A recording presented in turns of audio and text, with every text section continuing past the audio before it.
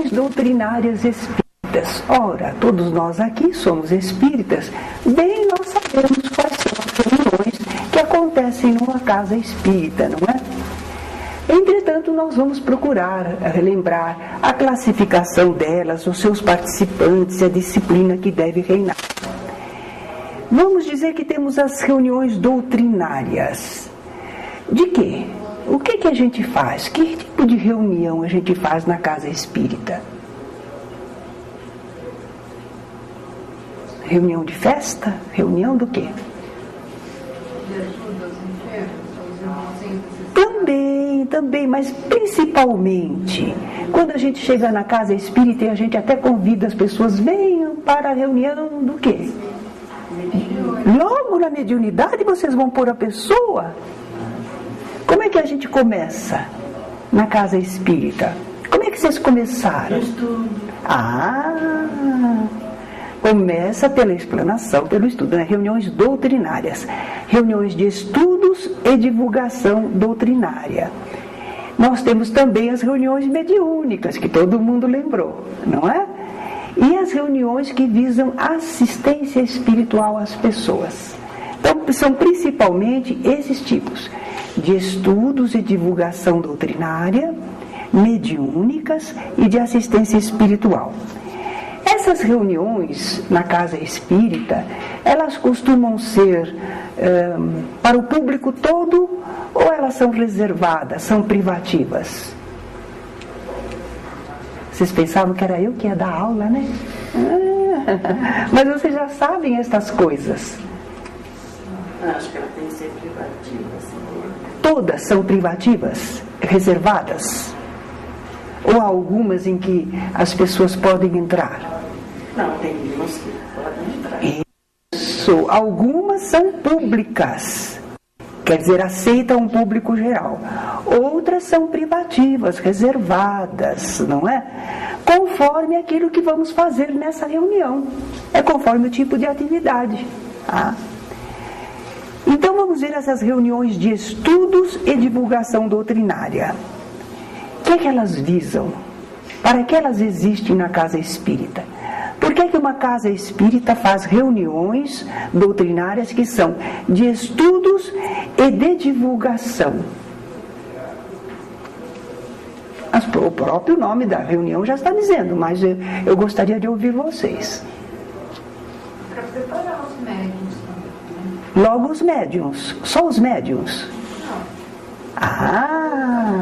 Isso. É bom a gente conversar assim, porque vocês se desinibem e acostumam a explicar as coisas para aquelas pessoas que não são espíritas. Então é um ensaio aqui para nós, não é? O objetivo é ensejar o estudo dos princípios espíritas. Nós queremos que as pessoas conheçam o que é que o Espiritismo prega, quais são os princípios espíritas. E naturalmente a gente sempre procura fazer uma certa conotação com a ciência, com aquilo que a ciência já fala, para nós mostrarmos como o princípio espírita está bem fundamentado, não é? E nós queremos fazer isto, que as pessoas conheçam o Espiritismo, os princípios espíritas, não é para que elas se tornem espíritas nossas, adeptas, fiquem na nossa casa. Será ótimo se ficarem, mas mesmo se não ficarem, elas levam com elas uma orientação de vida. Como é que a gente vai fazer uma humanidade melhor? Através dessas ideias, desse entendimento. Então nós não temos um intuito muito forte de proselitismo, não. Nós queremos passar as informações espíritas para as pessoas, não é? Aí na vida pessoal deles e na sociedade, eles vão aplicando aquilo que eles entenderam. Vão ser mais fraternos, mais honestos, mais sinceros, não é? É isso que a gente deseja com essas reuniões de estudos e divulgação doutrinária. Sim, nós queremos divulgar para o público esses princípios e aplicações. Fazemos reuniões dos mais interessados para estudar, mas fazemos reuniões em que possamos divulgar para os outros. Aliás, no movimento espírita, mais recentemente, Nós temos companheiros que dizem, na casa espírita a gente chove no molhado. A gente precisa sair com essas ideias para o público geral. Fazer reuniões em locais em que todo mundo vai. Interessante isso. Nós não podemos descuidar da casa espírita, mas se pudermos fazer em outros locais também. Há pessoas que têm preconceito, não entram numa casa espírita, mas talvez vão assistir uma palestra, uma conferência, se for num lugar mais público, não é? Então nós temos palestras, cursos, seminários, debates, e elas são as reuniões de estudos de divulgação doutrinária, elas são abertas ao público, geralmente, porque nós vimos que o intuito é divulgar, então estão abertas ao público, a não ser que exijam conhecimento prévio. Quando as pessoas chegam aqui no Francisco de Assis, como é que nós fazemos? Nós encaminhamos para as preleções, e se a pessoa estiver interessada, nós passamos para o curso de iniciação, o primeiro ano, não é? Então, o primeiro ano, a pessoa pode entrar, que mesmo que não tenha preparo anterior, porque ela vai aprender ali as bases. Mas no segundo ano a gente já não coloca aquele que não tem preparo prévio, nem no terceiro ano, não é? Então, alguns seminários e debates, por exemplo, eles têm tema especializado. É preciso que a pessoa tenha uma certa base para poder aproveitar a reunião, participar, opinar, não é? Muito bem. Agora falemos das reuniões mediúnicas. O que é uma reunião mediúnica mesmo? O que é que se faz nela? O que é que acontece nessa tal reunião mediúnica que você está falando? Isso! É tão simples, né? Intercâmbio com o plano espiritual. Porque à luz da doutrina espírita nós sabemos que os espíritos existem, que aqueles que estavam encarnados não morrem quando o corpo morre e que podem continuar se comunicando conosco. Os dois mundos se interpenetram. Então nós temos essa prática, reuniões mediúnicas. Aliás, muita gente ainda fala trabalhos práticos de espiritismo. Porque, de acordo com o ensinamento espírita, nós partimos para uma prática, que é a do intercâmbio mediúnico, certo? Nós estudamos sobre mediunidade, mas nós praticamos a mediunidade. Então, são trabalhos práticos de espiritismo. Se vocês escutarem falar, vocês já sabem, é a reunião que tem a parte mediúnica. Como é a reunião? É uma reunião de estudos. Não são trabalhos práticos. Agora vocês já sabem, não é? Reuniões mediúnicas são públicas ou privativas? Privativas. Antigamente não era assim, né? E ainda há algumas casas espíritas em que a pessoa chega, entra, quem chegar assiste tudo. Assiste a preleção, recebe passe, precise ou não, recebe passe, às vezes água fluidificada, e aí fica para a parte mediúnica, e assiste a reunião, mesmo sem entender o que é aquilo, como é que acontece, por quê. Bom, então elas não devem ser públicas, não, devem ser privativas. Por que elas precisam ser privativas? Elas vão exigir médiums, e médiums preparados, apropriados a cada objetivo. Os dirigentes e os participantes têm que estar sabendo do que se trata e como se comportar. Então o público geral não sabe, não entende. Agora é interessante que nós falamos médiums apropriados. O segundo ano nosso, nós temos médiums apropriados. Porque ela é de desenvolvimento da mediunidade, não é? Então, nós vamos ver daqui a pouco as especializadas. Mas se for uma reunião mediúnica, os médiuns têm que estar apropriados ao objetivo daquela reunião. Presença de curiosos. Alguém curioso pode estar no ambiente? Não pode? Por quê? Sim, não?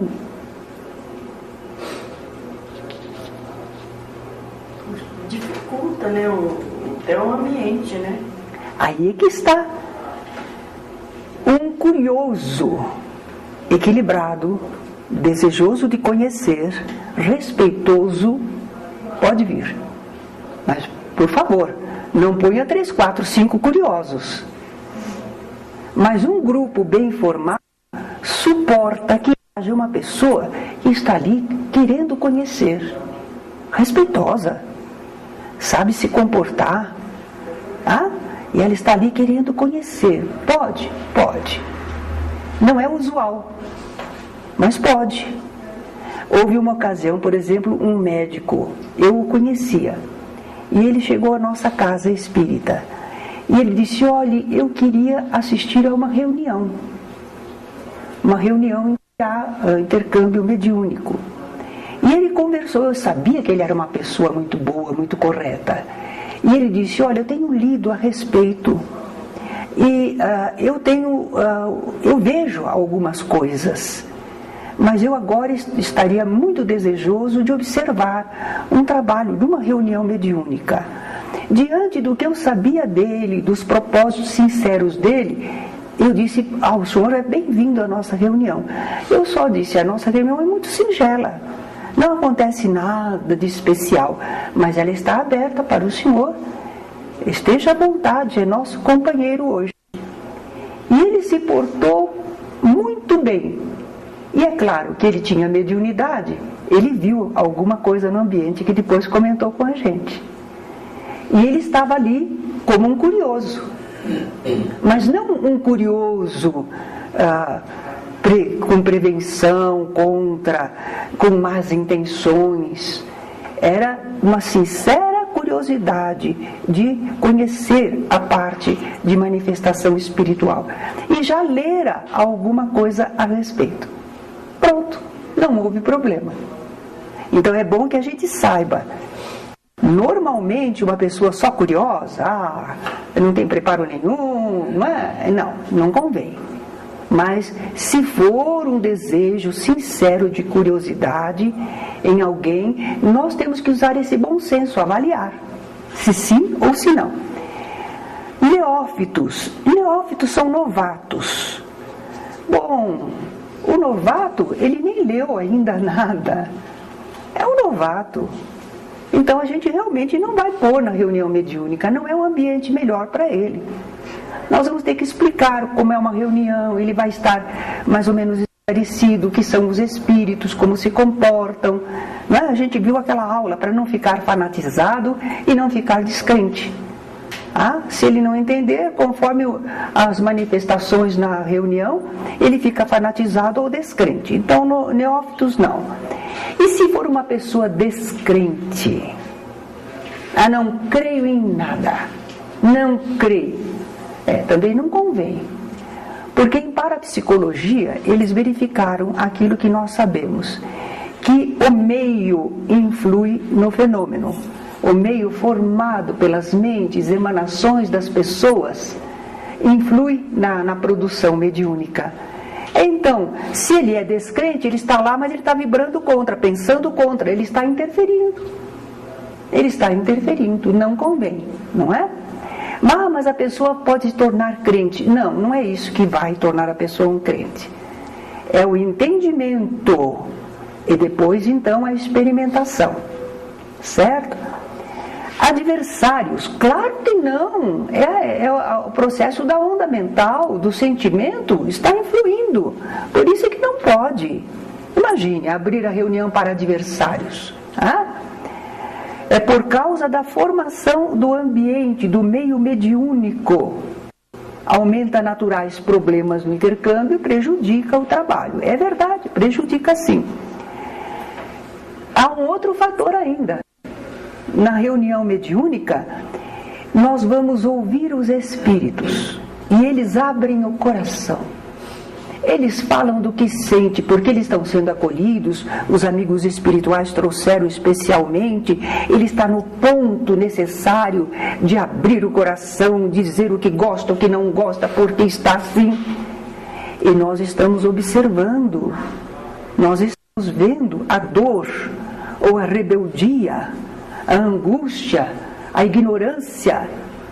E já imaginou se a pessoa não tem preparo para isso e fica observando, analisando, criticando mentalmente, descaridosamente? Não.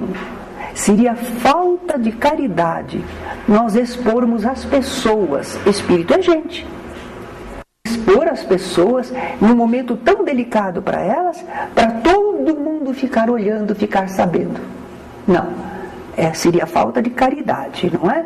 Nós temos que prestar auxílio espiritual com discrição e com fraternidade. Há reuniões que nós chamamos de especializadas.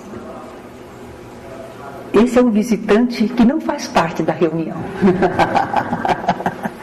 Ele não vai entender nada da nossa reunião.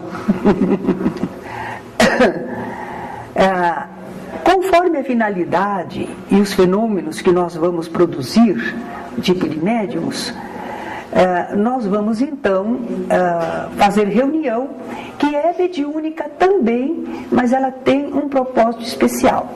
Vimos então a de desenvolvimento mediúnico, o exercício da mediunidade. Nessa reunião de segundo ano, a gente não coloca médiuns experientes, a não ser que sejam um ou dois para exemplo, para eles observarem o trabalho, né? Não. São os novatos na mediunidade. Eles não são novatos em espiritismo, mas são novatos no exercício mediúnico. A reunião é para eles. Então, ela é especializada. Numa reunião de desenvolvimento mediúnico, nós vamos encontrar os médiuns que estão tendo os primeiros exercícios na mediunidade. A reunião de reequilíbrio espiritual. Bom, o termo mais comum por aí afora é desobsessão. Mas lá no Allan Kardec nós estamos com cuidado. Nós estamos evitando falar desobsessão. Porque se você fala para a pessoa, não, você está obsidiado, você tem uma obsessão, aquilo impressiona mal, ela fica assustada, ela fica medrosa. Então nós dizemos, olha, você está precisando de um reequilíbrio espiritual. Pronto. A pessoa sente que ela não está bem mesmo. Mas nós não falamos obsessão, estamos evitando. Mas entre nós, é o nome, realmente. É uma reunião de desobsessão. Nós vamos querer reequilibrar a pessoa, conseguir que ela se liberte daquela influência obsessiva, constrangedora de um espírito sobre ela, não é? É uma reunião especializada, porque nessa reunião, que médiuns a gente vai pôr? Um médium novato? Não. Médiuns experientes, seguros, equilibrados, firmes, experimentados. Aí é que a gente vai pôr. Para a desobsessão, o médium tem que ter experiência, tem que ter firmeza, não é? Assistência a enfermos físicos. É a reunião de curas. E a gente evita falar a palavra cura. Porque, veja, nós vamos curar todo mundo. Toda pessoa doente que entra no centro espírita cura, nenhum morre. Claro! Então o que nós fazemos? É reunião de curas ou é reunião de assistência a enfermos físicos? Assistência, ajuda, certo? Então a gente evita, o pessoal por aí fora alardeia de boca cheia. Não, a nossa reunião de curas, venha. Está prometendo. Prometeu e não cumpriu, hein? Então, nós não alardeamos curas. Vocês vão ter reunião, aula a respeito disso, e vocês vão verificar. Mas, então, não costumamos dar esse nome mais. Era antigamente se falava. Mas a gente foi raciocinando, meditando e observando os acontecimentos, e a gente foi modificando o modo de apresentar. Certo? Efeitos físicos, reunião de efeitos físicos. Sim, são efeitos possíveis, mas precisamos ter um médium apropriado. É o médium que elimina bastante ectoplasma, emite bastante ectoplasma. Se não houver um médium assim, nós não vamos conseguir grande coisa em efeitos físicos. Nós podemos, todos nós numa reunião, cada um emana dessa vitalidade. E os espíritos amigos usam até para ajudar os espíritos que estão com algum problema no perispírito, ajudam a nós no grupo e a gente nem sabe, com esses recursos que eles pegaram um pouquinho de cada um, porque nós emanamos, todos nós um pouco, mas não dá para produzir efeitos sonoros, luminosos, fazer uma materialização, não dá. Para isso precisa um médium apropriado, que doa muito. Por isso mesmo vocês vão ter a aula, vocês vão ver por que ele não pode fazer reunião sempre, porque ele doa. E aquilo que volta para ele, volta mesclado. Às vezes ele tem que ter tempo de recuperação. Então essa aula vocês vão ter também. Então, se não temos médium de abundante ectoplasma, nós não podemos fazer reuniões especiais para efeitos físicos, né? Nós estivemos lendo o livro do Leon Denis sobre, acho que chama-se No Invisível, e ele lá relata muitas experiências de mediunidade e de efeitos físicos, e são fatos comprovados, e o que eles narram é impressionante. Mas foi uma época no mundo em que o plano espiritual desejava deixar patenteado e que grandes pesquisadores pudessem observar e testemunhar. Isso já tudo foi feito já. Está tudo documentado. Fotografado, medido, pesado, o espírito materializado, tudo já foi feito. Bom, reuniões de assistência espiritual. Elas são públicas porque elas visam os assistidos são o povo comum, o povo necessitado, então elas costumam ser públicas. Elas visam reequilíbrio, evolução espiritual. Então a gente tem lá uma exposição doutrinária, geralmente a gente puxa mais para a mensagem evangélica, porque é o que as pessoas do povo nosso estão mais preparadas para receber, e é o que mais consola, esclarece.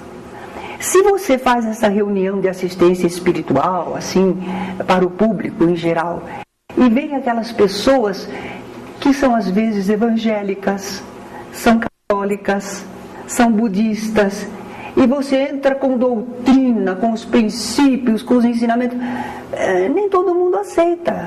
Mas se você vem com a parte evangélica, que é conhecida, reconhecida como bela, sublime, então há uma aceitação, há um ponto de contato, não é? Além da exposição doutrinária, que são ideias, a gente come ideias também, a gente se alimenta de ideias.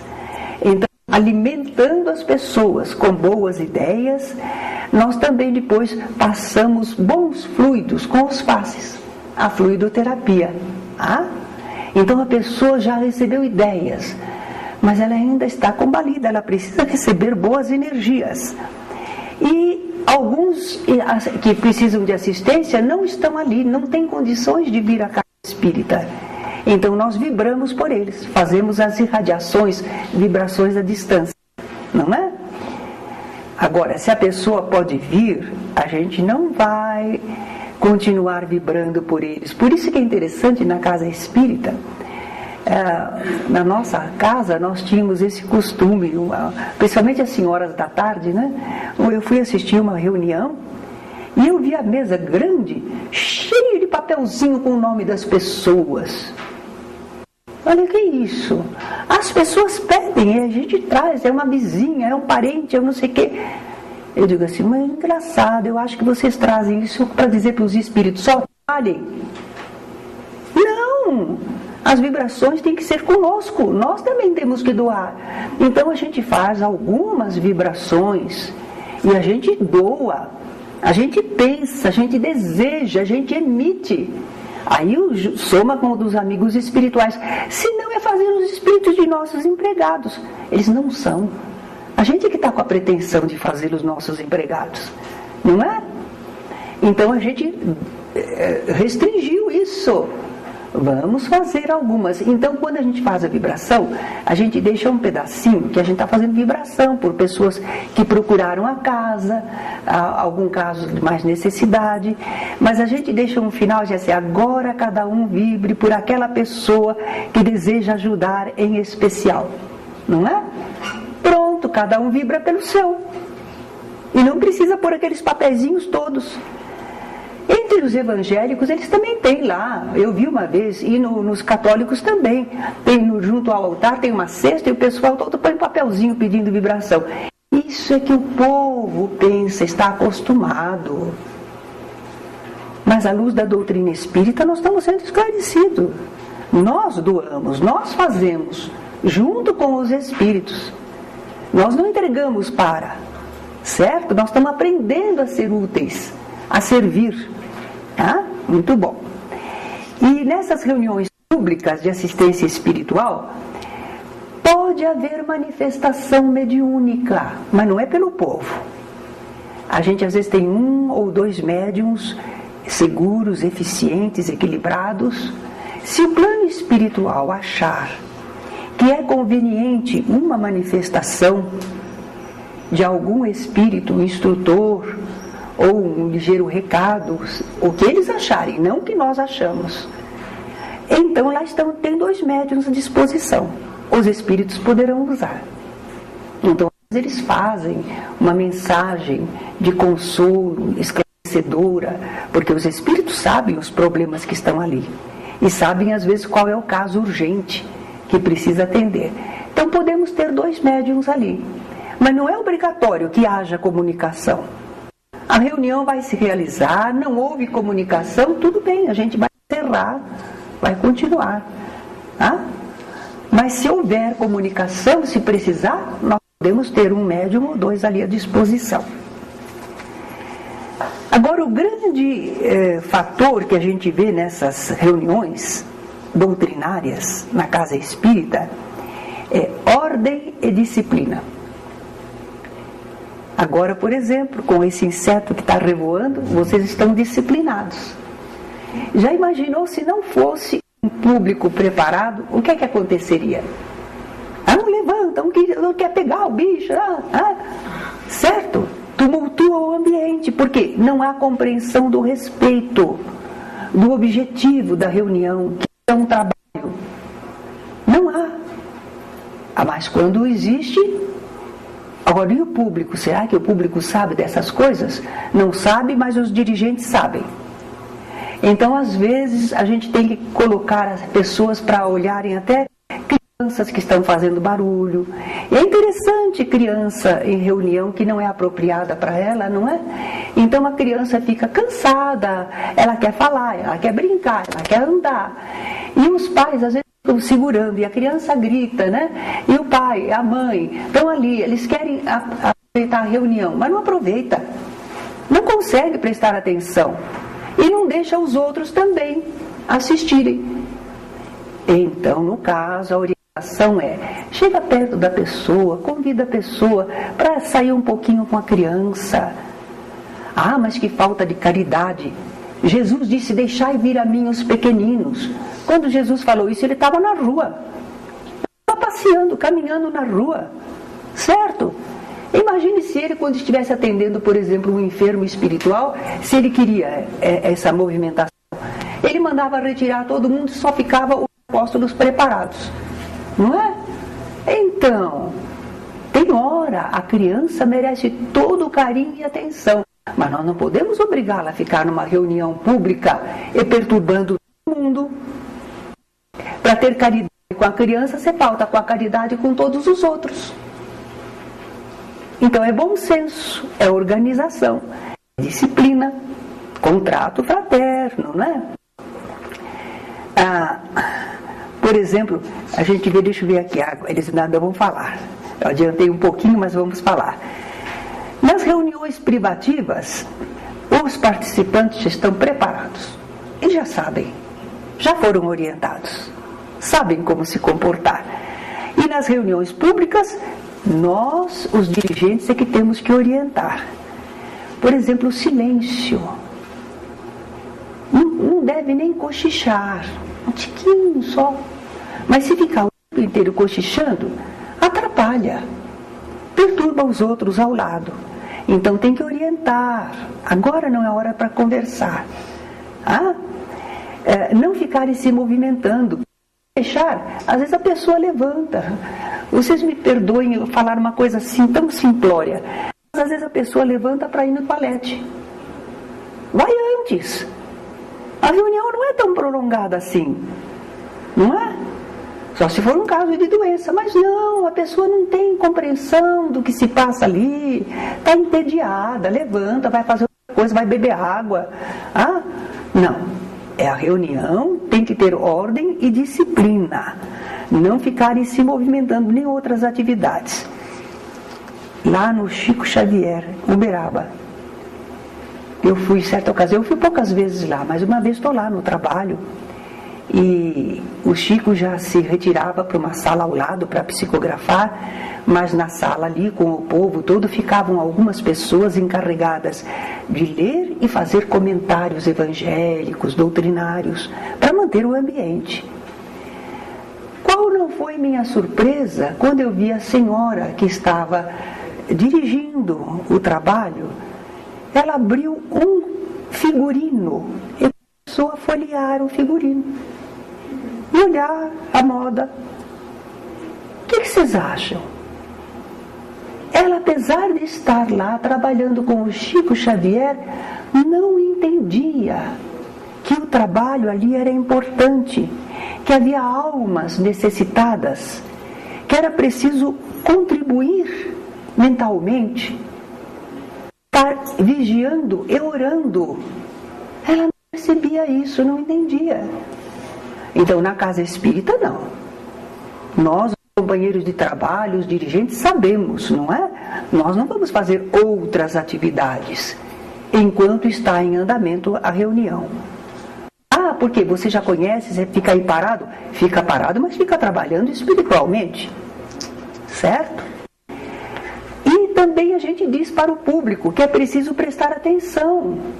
A gente vai explicar que aquelas ideias são alimento para a alma, que elas arejam, que elas removem dificuldades na nossa mente, não é? Que eles precisam assimilar o ensinamento, e se não prestar atenção, não vão assimilar. E vamos dizer para eles, agora quando vamos fazer a prece, aí vocês fechem os olhos. É isso que a gente vai falar? É obrigatório fechar os olhos? Não, não é. Agora, a gente pode até sugerir. Olha, se vocês preferirem, podem fechar os olhos, né? Porque quando a gente fecha os olhos, a gente se alheia do ambiente e não se distrai. A gente pode orar com os olhos abertos? Pode. Mas acontece que a gente se distrai com tudo. E aí não funciona a oração, não é? Então, não precisa fechar os olhos, nem durante as manifestações mediúnicas. Não, mas o Espírito do Senhor está falando aí. Não. Fica com os olhos fechados se quiser. Pode abrir, pode observar o médium. Como está a fisionomia do médium. Quando vem uma manifestação superior, a gente nota que a fisionomia do médium fica suavizada, fica às vezes modificada. Quando é um espírito sofredor, a gente nota na feição. Quando é um espírito zombeteiro, então a gente pode olhar para o médium, observar. O que a gente não pode é perder a concentração de saber que está trabalhando no conjunto. Mas estamos aprendendo, observando até mesmo as reações do espírito através do médium. Não é proibido. Agora, se a gente percebe que a gente vai se distrair, então fecha os olhos e pensa naquilo que é certo. Nessas reuniões todas que nós estamos falando, quem será que não convém que entre? Não convém que entre. Com a nossa iniciação ao Espiritismo, nós tivemos bastante experiência. Havia um senhor que era alcoólatra. Mas ele queria entrar para assistir a aula. A gente permitia.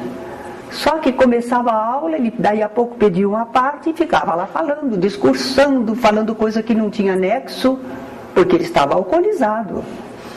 E ele podia ser vitimado por um espírito adversário que queria perturbar o ambiente, e lá ficava falando. E aí tem que falar, mandar calar no meio da... ou mandar alguém retirar. Fica pior, não fica? Aí a gente aprendeu. Quem está lá na recepção, nota que a pessoa está alcoolizada, acendendo a álcool, então já segura a pessoa. Trata fraternamente e diz: meu irmão, hoje você não tem condições de ficar no trabalho, não é? Mas nós vamos orar por você. Vá para casa, volte outro dia, mas sem beber. Aí você vai poder receber uma ajuda maior. Conversa, explica, fraternamente acompanha até a porta, aí a pessoa não fica muito abespinhada, não. Ela entende, ela sabe, ela atende. É função da recepção, segurar. Para isso a gente tem um plantão. Porque depois que entrou lá na reunião, como é que é? Aí tem que parar a reunião para ir lá resolver o problema? Não. Então antes, alguém toma cuidado. Embriagados, desequilibrados, muito obsidiados, porque a pessoa está fora de controle. Ela está sendo controlada pelo espírito. Então não pode. Vamos atender lá, numa saletinha. Vamos falar. Uma certa ocasião, eu fui à tarde ao Centro Kardec, nossa casa lá, né? E vi um tumulto, e uma jovem que corria para lá para cá, entrava por baixo das cadeiras. Eu falei: que é isso? Está acontecendo já há algumas semanas. Essa moça, ninguém consegue controlar essa obsessão. Falei: pera lá.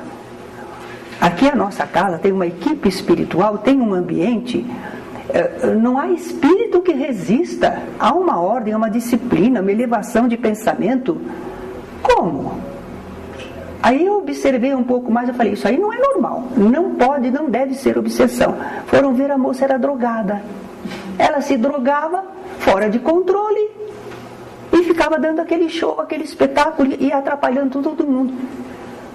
Então, o que é espiritual é uma coisa, o que é material é outra.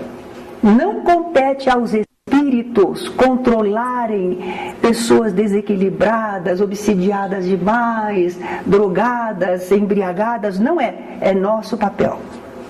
É o papel dos encarnados. É a nossa direção. É a ordem, né? Também não deve entrar na reunião uma pessoa muito doente, muito debilitada. Por que não?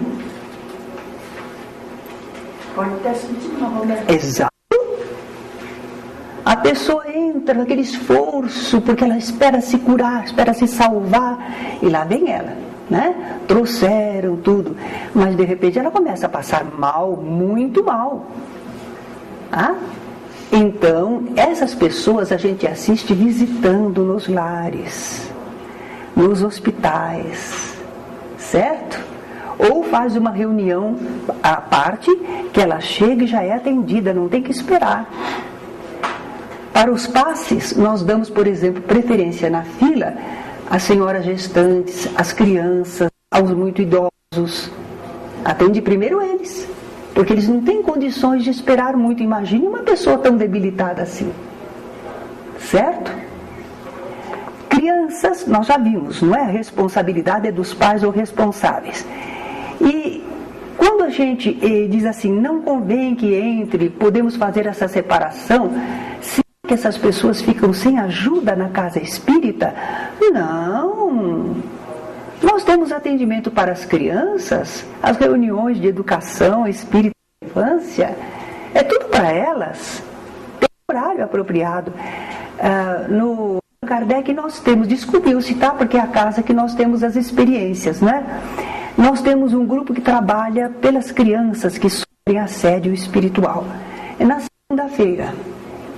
Mas nós temos no salão a iniciação, o curso. A Deise então começa o trabalho das crianças mais cedo, porque é uma preleção rápida, muito rapidinha, que a criança não aguenta muito tempo, né? Aí aplica os passes, as crianças saem. Aí o grupo mediúnico fica vibrando pelas crianças, mas elas já foram atendidas. Elas saem e não atrapalham a iniciação. Antigamente atrapalhava. Começava às 8 horas junto conosco, quando era 8h30, estavam saindo no meio da aula para 300, 400 pessoas, aulas importantes, e a criançada saindo com os gritos, com as brincadeiras. Então é uma questão de organização, não é?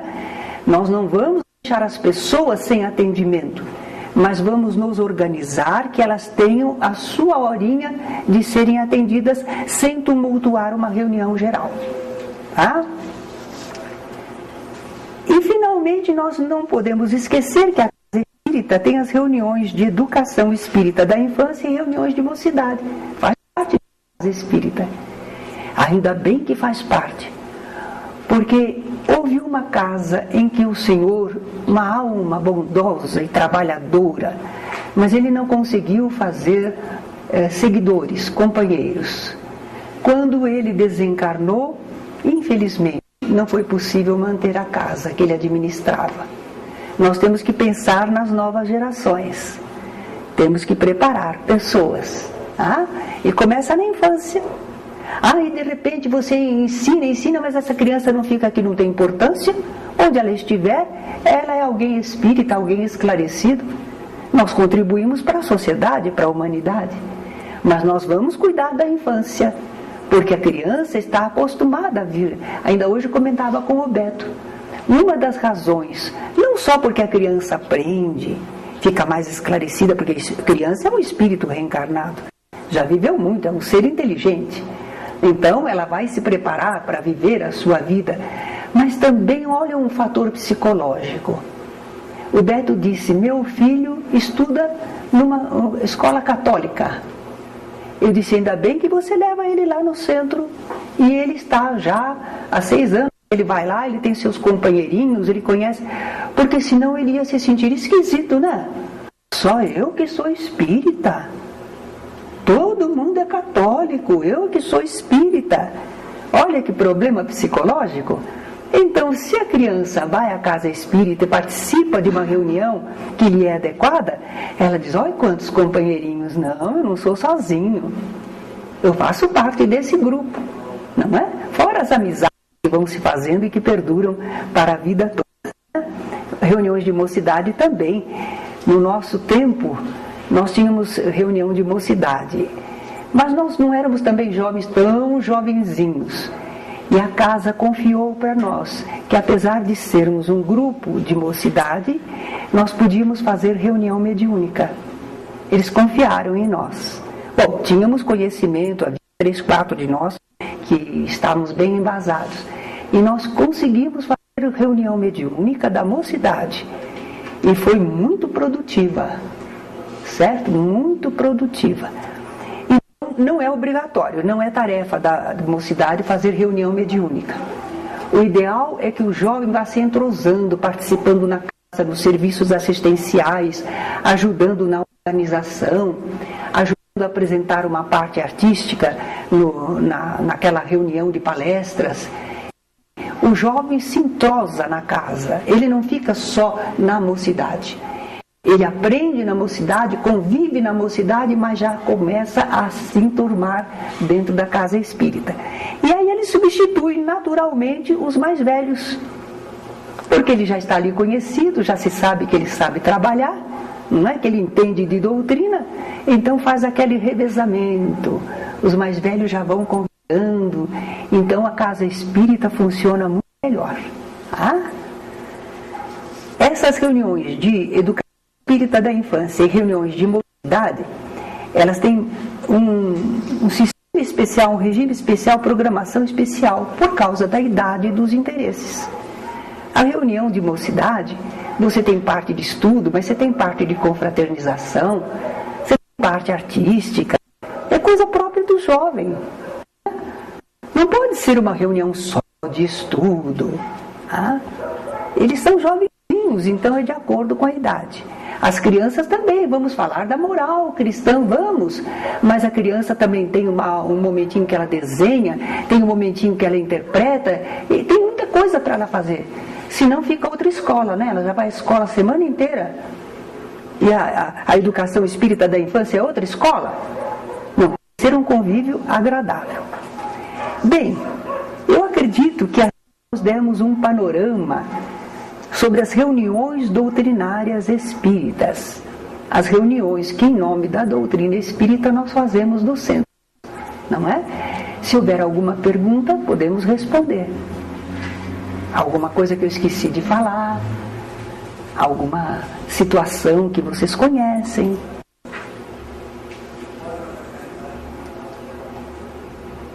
Eu creio que esta parte já não precisamos filmar. Então eu agradeço a vocês pela atenção, encerramos assim nossa aula e podemos conversar um pouco mais. Tudo bem?